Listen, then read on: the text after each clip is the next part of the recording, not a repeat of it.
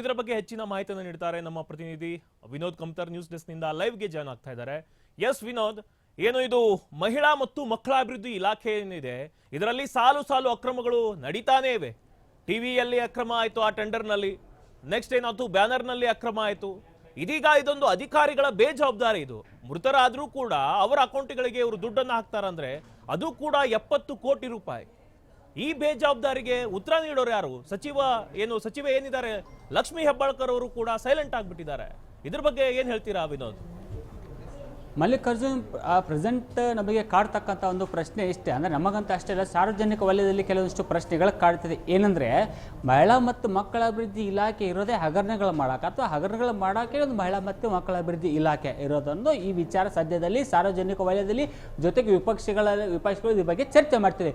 ಯಾಕಪ್ಪ ಈ ಒಂದು ವಿಚಾರವಾಗಿ ಗಂಭೀರವಾಗಿ ಚಿಂತನೆ ಮಾಡಬೇಕು ಅಂತ, ಚರ್ಚೆ ಮಾಡಬೇಕು ಮತ್ತು ಅಸಮಾಧಾನ ಹೊರ ಹಾಕಬೇಕಂತ ನೋಡೋದಾದ್ರೆ, ಸಾರ್ವಜನಿಕ ವಲಯದಲ್ಲಿ ಆಗ್ತಿದೆ ಅಂತ ನೋಡಿದ್ರೆ ನಾವು ಒಂದು ಪದೇ ಪದೇ ಇಲಾಖೆಗಳ ಹಗರಣಗಳ ಮೇಲೆ ಹಗರಣ, ಕೇವಲ 1 ತಿಂಗಳು 15 ದಿನ 20 ದಿನದ ಅಂತರಗಳಲ್ಲಿ ಒಂದು ಹಗರಣಗಳ ಸರಮಾಲೆಗಳು ಮಹಿಳಾ ಮತ್ತು ಮಕ್ಕಳ ಅಭಿವೃದ್ಧಿ ಇಲಾಖೆಯಲ್ಲಿ ಆಗ್ತದೆ.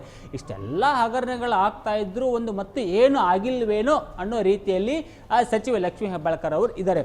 ಈಗ ನೋಡಿ, ಯಾಕೆ ಹಗರಣ ಅಂತ ಬಳಸಿದ್ದೀನಿ ಅಂತ ನಾವಿಲ್ಲಿ ನೋಡೋದಾದ್ರೆ, ಒಂದು ಟಿವಿ ಹಗರಣ ಆಯಿತು, ಬ್ಯಾನರ್ ಹಗರಣ ಆಯಿತು, ಮತ್ತು ಮಹಿಳಾ ಮತ್ತು ಗೃಹಲಕ್ಷ್ಮಿಗೆ ನೀಡ್ತಕ್ಕಂಥ ಒಂದು 2,000 ಹಣವನ್ನು 2 ತಿಂಗಳು ಸ್ವಿಪ್ ಮಾಡಿ ಆ ಒಂದು ಹಣ ಬಿಡುಗಡೆ ಮಾಡ್ತಕ್ಕಂಥ ಅದು ಒಂದು ವಿಳಂಬ ಆಯಿತು. ಜೊತೆಗೆ ಇದೀಗ ಒಂದು ಏನು ಸತ್ತವರ ಹೆಸರಲ್ಲಿ ಒಂದು 70 ಕೋಟಿ ಹಣ, ಅಂದರೆ ಸಾವಿರಾರು ಜನಗಳ ಹೆಸರಲ್ಲಿ, ಸತ್ತಿರ್ತಕ್ಕಂಥ ಹೆಸರಲ್ಲಿ ಒಂದು ಹಣ ಇದುವರೆಗೂ ಒಂದು ಟ್ರಾನ್ಸ್ಫರ್ ಆಗ್ತಿದೆ. ಅಂದರೆ ಇದರಲ್ಲಿ ಅಧಿಕಾರಿಗಳು ಬೇಜವಾಬ್ದಾರಿ ತರಣ ಅಥವಾ ಅಧಿಕಾರಿಗಳ ಒಂದು ಸಪೋರ್ಟಿಂದನ ಇಷ್ಟೊಂದು ಹಣ ಪೋಲ್ ಆಗ್ತಿದೆನಾ, ಜೊತೆಗೆ ಇದರಿಂದ ಯಾರಾದರೂ ಇದ್ದಾರಾ?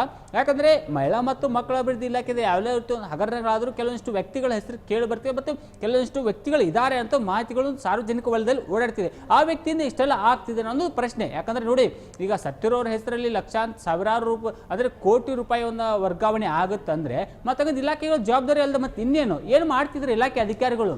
ಅಂದರೆ ಸತ್ತವರು ಯಾರು ಅಂತ ಐಡೆಂಟಿಫೈ ಮಾಡೋಕ್ಕೂ ಆಗಲ್ವಾ? ಮತ್ತು ಗ್ರಾಮ ಮಟ್ಟದಲ್ಲಿ ಇರ್ತಕ್ಕಂಥ ಒಂದು ಆಶಾ ಕಾರ್ಯಕರ್ತರಾಗಲಿ, ಅಂಗನವಾಡಿ ಕಾರ್ಯಕರ್ತರಾಗಲಿ ಏನು ಮಾಡ್ತಿದ್ದಾರೆ? ಹಾಗಾದರೆ ಅವರಿಗೆ ಬಿಡಿ, ಬೇರೆ ಬೇರೆ ಕೆಲಸಗಳು ಕೊಟ್ಟಿರ್ತಾರೆ, ಆರೋಗ್ಯ ಇಲಾಖೆಯಿಂದ ಕೊಟ್ಟಿರ್ತಾರೆ, ಬೇರೆ ಬೇರೆ ಇಲಾಖೆಯಿಂದ ಕೆಲಸಗಳನ್ನು ಕೊಟ್ಟಿರ್ತಾರೆ. ಆದರೆ ಮತ್ತೆ ತಾಲೂಕು ಮಟ್ಟದ ಅಧಿಕಾರಿಗಳು ಇರ್ತಕ್ಕಂಥದ್ದು ಏನಕ್ಕೆ ಹಂಗಂದ್ರೆ ಇಲ್ಲಿ ಅವ್ರ ಗಮನಕ್ಕೆ ಇರಲ್ವಾ? ಯಾಕಂದರೆ ಈಗ ನೋಡಿ, ಕೆಲವಷ್ಟು ಉದಾಹರಣೆಗಳು ಇರ್ತವೆ. ಗೃಹಲಕ್ಷ್ಮಿ ಯೋಜನೆಗೆ ಒಂದು ನೋಂದಣಿ ಮಾಡ್ಕೊಂಡಿರುತ್ತೆ, ಅದಾದ ಒಂದು 8 ದಿನ 10 ದಿನ 1 ತಿಂಗಳಿಗೆ ನಿಧನರಾಗ್ತಾರೆ. ಅದು ಕಂಟಿನ್ಯೂ ಆಗುತ್ತೆ. ಆ ಕಂಟಿನ್ಯೂ ಆದಂಥ ಹಣ ಯಾರಿಗೆ ಹೋಗ್ತಿದೆ ಅದು ಪತ್ತೆ ಹಚ್ಚಬೇಕಲ್ವ? ಇಲಾಖೆಯಲ್ಲಿ ಹಣ ಸೋರಿಕೆ ಆಗ್ತಿರ್ತಕ್ಕಂಥ ವಿಚಾರಗಳನ್ನ ಪತ್ತೆ ಹಚ್ಚಬೇಕಲ್ಲ. ಮತ್ತು ಅಧಿಕಾರಿಗಳು ಬೇಜವಾಬ್ದಾರಿ ಥರ ಮಾಡ್ತಿದ್ದಾರಾ? ಯಾಕಂದರೆ ಈ ಹಿಂದೆ ನಿಮ್ಮ RMX ಕಂಡ ಒಂದು ಸುದ್ದಿಯನ್ನು ಪ್ರಸಾರ ಮಾಡ್ತಂದ್ರೆ ಸತ್ತವರ ಅಕೌಂಟ್ಗೂ ಸಹ ಈ ಒಂದು ಹಣ ಹೋಗುತ್ತೆ, ಸರ್ಕಾರ ಇದ್ರ ಬಗ್ಗೆ ತಲೆ ಕೆಡಿಸ್ಕೊತಾ ಅಂದ್ಬಿಟ್ಟು ಸುದ್ದಿಯನ್ನು ಪ್ರಸಾರ ಮಾಡ್ತಾರೆ. ಅಷ್ಟು ಸುದ್ದಿ ಪ್ರಸಾರ ಮಾಡಿ ಎಚ್ಚೆತ್ತುಕೊಂಡರೂ ಸಹ ಒಂದು ಯಾವುದೇ ರೀತಿ ಒಂದು ಹಣ ಪೋಲಾಗ್ತಕ್ಕಂಥ ತಡೆಯುವಂಥ ಕೆಲಸಗಳನ್ನ ಇಲಾಖೆ ಅಧಿಕಾರಿಗಳು ಮಾಡ್ತಾ ಇಲ್ಲ. ಹಾಗಾದರೆ ಇಲಾಖೆ ಅಧಿಕಾರಿಗಳು ಮಾಡ್ತಕ್ಕಂಥ ಕೆಲಸಕ್ಕೆ ಸಚಿವೆ ಲಕ್ಷ್ಮೀ ಹೆಬ್ಬಾಳ್ಕರ್ ಅವರು ಒಂದು ತರಾಟೆಗಾದರೂ ತೆಗೆದುಕೊಳ್ಬೇಕು, ಅವ್ರು ಶಿಸ್ತು ಕ್ರಮ ಆದರೂ ಕೈಗೊಳ್ಳಬೇಕು, ಜೊತೆಗೆ ತಮ್ಮ ಗಮನಕ್ಕೆ ತರದಿರ್ತಕ್ಕಂಥ ವ್ಯಕ್ತಿಗಳ ಮೇಲೆ ಏನಾದರೂ ಒಂದು ಕಾನೂನು ಕ್ರಮ ಅಂತ ತೆಗೆದುಕೊಳ್ಬೇಕು. ಸೊ ಹಾಗಾಗಿ ಇಷ್ಟೆಲ್ಲ ಆದರೂ ಸಹ ಯಾಕೆ ಒಂದು ಕ್ರಮವನ್ನು ಕೈಗೊಳ್ತಿಲ್ಲ ಮಹಿಳಾ ಮತ್ತು ಮಕ್ಕಳ ಅಭಿವೃದ್ಧಿ ಇಲಾಖೆ? ಸೊ ಹೀಗಾಗಿ ಸಾರ್ವಜನಿಕ ವಲಯದಲ್ಲಿ ಒಂದು ಕಡೆ ಮಹಿಳಾ ಮತ್ತು ಮಕ್ಕಳ ಅಭಿವೃದ್ಧಿ ಇಲಾಖೆ ಮೇಲೆ ಒಂದು ಸಾಕಷ್ಟು ಆಕ್ರೋಶವನ್ನು ಹೊರಹಾಕಿದೆ, ವಿಶೇಷವಾಗಿ ಮಹಿಳೆಯರೇ. ಮತ್ತೊಂದು ಕಡೆ ವಿಪಕ್ಷಗಳು ಅಷ್ಟೇ ಒಂದು ಆರೋಪವನ್ನು ಮಾಡ್ತೀವಿ. ಅಂದರೆ ಏನು ಮಾಡ್ತಿದೆ ಇಲಾಖೆಗಳು ಸಹ, ಲಕ್ಷ್ಮೀ ಹೆಬ್ಬಾಳ್ಕರ್ ಇಲಾಖೆಯಲ್ಲಿ ಲಕ್ಷ್ಮಿನೇ ಒಂದು ಬೇರೆ ಬೇರೆ ಥರ ಒಂದು ಮಿಸ್ಯೂಸ್ ಮಾಡ್ಕೊತಿದ್ದಾರೆ ಅಧಿಕಾರಿಗಳು ಅನ್ನೋ ಈ ಎಲ್ಲ ಆರೋಪಗಳು ಕೇಳಿ ಬರ್ತಿದೆ. ಆದರೆ ಇದೊಂದು ಕಡೆ ಆದರೆ ನಾವು ಸುದ್ದಿಯನ್ನು ಪ್ರಸಾರ ಮಾಡಿದ ಮೇಲೆ ಒಂದು ಲೋಕಾಯುಕ್ತ ಅಧಿಕಾರಿಗಳು ಸ್ವಯಂ ಪ್ರೇರಿತವಾಗಿ ಸುಮೋಟೋ ಕೇಸ್ ಪ್ರಕಾರ ದಾಖಲು ಮಾಡಿಕೊಂಡು ಯಾಕೆ ಒಂದು ಇವರು ತನಿಖೆಯನ್ನು ಮಾಡ್ತಿಲ್ಲ ಅಂದ್ರೆ ಸಾರ್ವಜನಿಕರು ಎಷ್ಟೋ ಜನಗಳು ನಾವು ಪಬ್ಲಿಕ್ಕಲ್ಲಿ ಹೋದಂಥ ಸಂದರ್ಭದಲ್ಲಿ ಹೇಳಿದರೆ, ಆದರೆ ನಿಜಕ್ಕೊಂದು ಲೋಕಾಯುಕ್ತ ಅಧಿಕಾರಿಗಳು ಮೌನಕ್ಕೆ ಜಾರದು ಅವ್ರದ್ದು ಅಲ್ಲೂ ಒಂದು ಕಡೆ ಒಂದು ಏನೋ ಒಂದು ಕೆಲವೊಂದಿಷ್ಟು ಆರೋಪಗಳು ಕೇಳಿ ಬರ್ತಿದೆ. ಸೊ ಹೀಗಾಗಿ ರಾಜ್ಯ ಸರ್ಕಾರ ಕೂಡಲೇ ಎಚ್ಚೆತ್ತುಕೊಂಡು ಇವ ಹಣ ಪೋಲಾಗ್ತಿರೋದರ ಜೊತೆಗೆ ಯಾರು ತಪ್ಪಿತಸ್ಥರಿದ್ದಾರೆ ಅವ್ರ ವಿರುದ್ಧ ಕ್ರಮ ಕೈಗೊಳ್ಳಬೇಕು. ಒಂದು ವೇಳೆ ರಾಜ್ಯ ಸರ್ಕಾರ ಆಗಲಿ ಮತ್ತೆ ಇಲಾಖೆ ಸಚಿವೆ ಆಗಿರ್ತಕ್ಕಂಥ ಲಕ್ಷ್ಮೀ ಹೆಬ್ಬಾಳ್ಕರ್ ಏನಾದರೂ ಕ್ರಮ ಕೈಗೊಳ್ಳದೇ ಇದ್ದಲ್ಲಿ ಈ ಒಂದು ಸುದ್ದಿ ವಿರುದ್ಧ ನಿರಂತರವಾಗಿ ಸುದ್ದಿ ಮಾಡ್ತೀವಿ, ಒಂದು ಅಧಿಕಾರಿಗಳ ವಿರುದ್ಧ ತಕ್ಕ ಕ್ರಮ ಆಗುವವರೆಗೂ ನಮ್ಮ ಹೋರಾಟ, ನಮ್ಮ ಸುದ್ದಿ ಪ್ರಸಾರ ನಿರಂತರವಾಗಿ ಇರಲಿದೆ. Mallikarjun, okay, thank you Vinod ತಮ್ಮೆಲ್ಲ ಮಾಹಿತಿಗಾಗಿ. ಎಸ್, ರಾಜ್ಯಾದ್ಯಂತ ಏನಿದೆ ಮೃತ ಮಹಿಳೆಯರಿಗೆ ಗೃಹಲಕ್ಷ್ಮಿ ಹಣ ಜಮಾವಣೆ ಆಗ್ಬಿಟ್ಟಿದೆ. 70 ಕೋಟಿ ರೂಪಾಯಿ ಹಣ ಜಮಾವಣೆ ಆಗಿರೋದಿದು ಅಧಿಕಾರಿಗಳ ಬೇಜವಾಬ್ದಾರಿ. ಇದು ಸರ್ಕಾರಕ್ಕೆ ಇದರಿಂದ ಕೋಟಿ ನಷ್ಟ ಆಗುತ್ತೆ. ನಿರ್ಧಾರ ಆದ ಕೂಡಲೇ ಮಾಹಿತಿಯನ್ನ ನೀಡದ ಪರಿಣಾಮ ಸರ್ಕಾರಕ್ಕೆ ನಷ್ಟ ಆಗಿದೆ.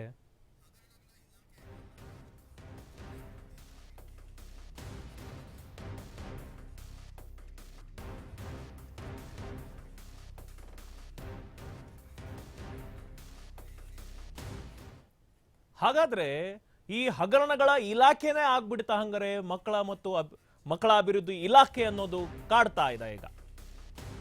ಹಗರಣಗಳ ಇಲಾಖೆ ಆಯ್ತಾ ಮಹಿಳಾ ಮತ್ತು ಮಕ್ಕಳ ಅಭಿವೃದ್ಧಿ ಇಲಾಖೆ? ಈ ಹಿಂದೆ ಟಿವಿ ಹಗರಣ, ಬ್ಯಾನರ್ ಹಗರಣ, ಗೃಹಲಕ್ಷ್ಮಿ ಹಗರಣ ಆಗಿತ್ತು. ಇಷ್ಟೆಲ್ಲ ಹಗರಣ ಆದ್ರೂ ಯಾವುದೇ ಪ್ರಕರಣವನ್ನ ದಾಖಲಿಸಿಕೊಳ್ಳದ ಲೋಕಾಯುಕ್ತ ನಡೆಗೆ ಸಾರ್ವಜನಿಕ ವಲಯದಲ್ಲಿ ತೀವ್ರ ಟೀಕೆ ವ್ಯಕ್ತವಾಗ್ತಾ ಇದೆ. ಈ ಎಲ್ಲ ಹಗರಣಗಳ ಹಿಂದೆ ಇರುವ ಆ ವ್ಯಕ್ತಿ ಆದ್ರೂ ಯಾರು? ಹಾಗಾದ್ರೆ ಹಗರಣ ಹಿಂದೆ ಇರುವ ಕಾಣದ ಕೈ ಯಾವುದು? ಈ ಹಿಂದೆ ಆರ್ಮ್ಯಾಕ್ಸ್ ಕನ್ನಡ ಈ ಬಗ್ಗೆ ನಿರಂತರ ವರದಿಯನ್ನ ಪ್ರಸಾರ ಮಾಡಿತ್ತು. ಇಲಾಖೆಯ ಮತ್ತಷ್ಟು ಹಗರಣವನ್ನ ಬಯಲಿಗೆ ತರಲಿದೆ ನಿಮ್ಮ ಆರ್ಮ್ಯಾಕ್ಸ್ ಕನ್ನಡ ನ್ಯೂಸ್.